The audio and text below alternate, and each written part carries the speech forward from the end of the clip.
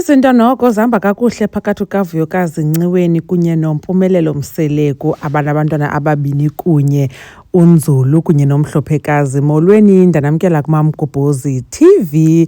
Na uVuyokazi ke sayazi ebe-open ngento yoba uMpumelelo ebengondli. Ikhona ne-interview ebeyenzile kunye noBaby Yum Yum or Yum Yum, I'm not sure, but it's I think a digital magazine ngo-February this year, apho bechaza ke uba yena uzikhulisela abantwana bakhe yedwa, uncediswa yifemeli yakhe qha. Abazali bakhe ke I think nomakazi wakhe, but watsho kulaa magazine uMpumelelo akukho nto amncedisa ngayo ebantwaneni. But izinto zitshintshile ke ngoku ngoba uphinde wanenye i-interview aphinde wayenza nabo recently. Kuleyo ke interview uye wachaza uba izinto zitshintshile, uMpumelelo ngoku uyabahoya abantwana kwaye ke ngoku baye bathetha.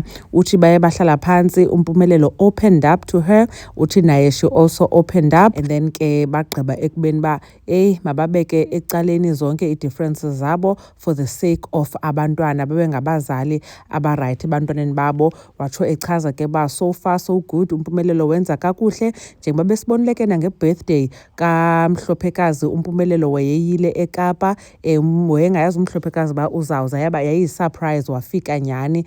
And then ke sabona ke nakwi-videos nakwi-pictures bebonke. So uyachaza ke ba izinto zirayithi phakathi kwabo ngoku, and yazi zincedile zaba rayithi because uMpumelelo naye bezawungena kulaa TikTok challenge yenziwayo ithi baba abantwana zizinja abondli, but ke uVuyokazi is reposting zonke ezaa videos zenziwa ngabantu on TikTok. But ke ukuyena kuba izinto noko zisalungile ngoku, kodwa uyayazi from i-experience uba kunjani ukuba umntanakho angahoywa ngutatakhe. So uyachaza ke ba hayi noMpumelelo bahleli phantsi balungisa izinto, but uthi ke ii-boundaries zikhona, bathi make sure uba bayathetha, but bathetha ngento ezidibene nabantwana, abafaki izinto zabo, only izinto ezidibene nabantwana xa bethetha.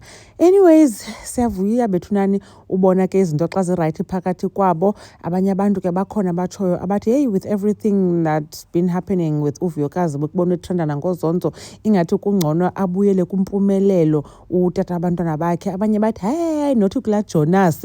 Anyways, khanitshona ukuba nicinga ntoni ngale nto yoba uMpumelelo noVuyokazi bethe work things out and barayithi ngoku bakhulisa abantwana. Kuyanconywa ke uba noMpumelelo usaqhuba kakuhle.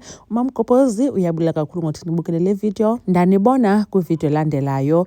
Bye.